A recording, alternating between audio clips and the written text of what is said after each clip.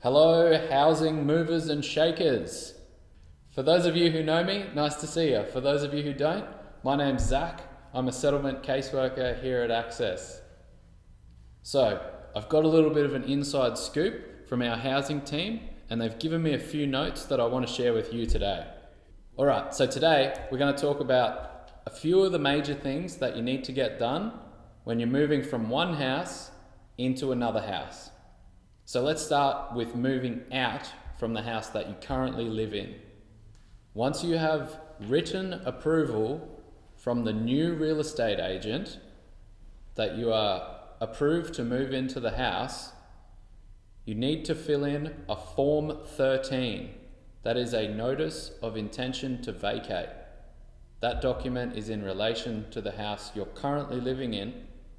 Once you've filled in the Form 13, the Notice of Intention to Vacate, you need to send that to your existing current real estate agent. You'll need to give at least 2 weeks notice on your Notice of Intention to leave. Please try to make the lease start date for your new property approximately a week earlier than the vacate date on your current property.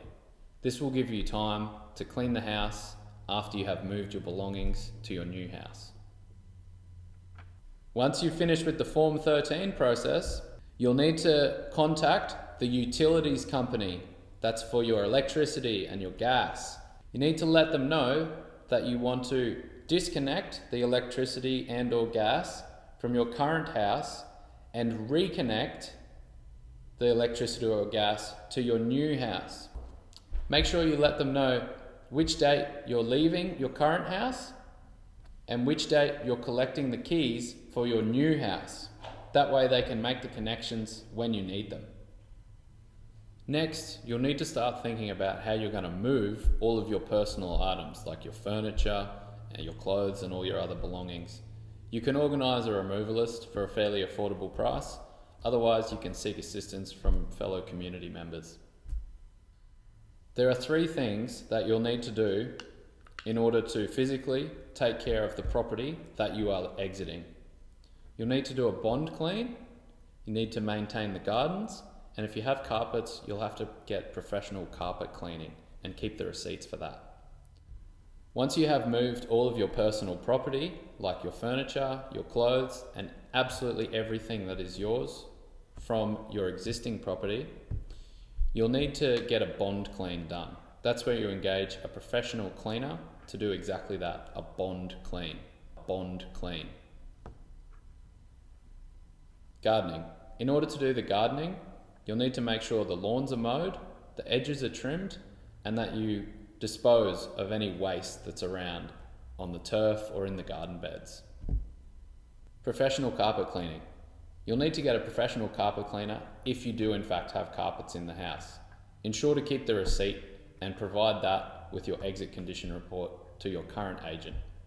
Once you've moved everything out from your old house and done all of the necessary cleaning, you then need to complete an exit condition report. Take many photos and videos of everywhere in the house, all rooms, all spaces. Make sure the photos are well lit. You need to provide these to your agent when you return the keys for your old house. Once you've moved all of your personal items out of your old house and you've done all of the cleaning that's necessary, you're then ready to return the keys to your real estate agent. You'll need to give them the exit condition report and the receipt of the professional carpet clean if you've had to do that. Make sure you do this no later than the vacate date that you stipulated on the Form 13. Okay, now that you've ticked off everything you need to in regards to your old house, we can start thinking about what you need to do for your new house. For your new house, the bond is one of the first things that you'll need to think about.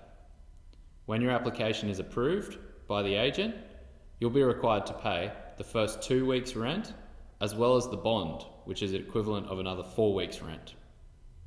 The keys to your new property will not be provided until your bond is paid. If you don't have enough funds to pay the bond, that's okay. You can get a bond loan application.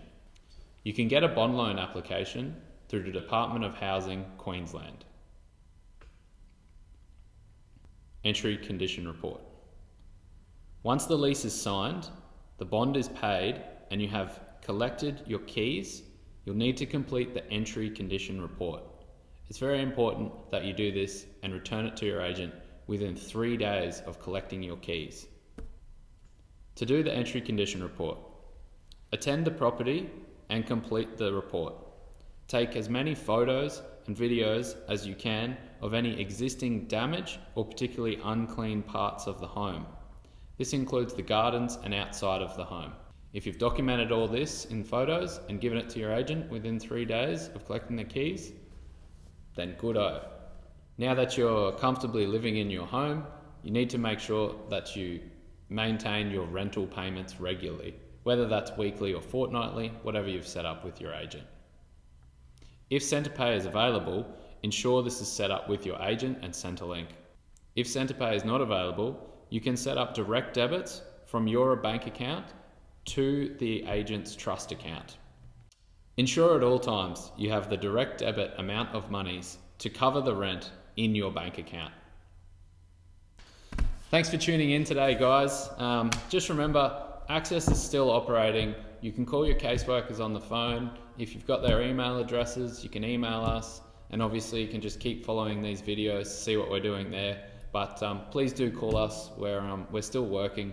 That includes the casework teams and the housing advice teams. So if you're seeking further advice about housing, please just ask your caseworker and seek a referral to the housing team. Okay? All right. Thanks, guys. See you later.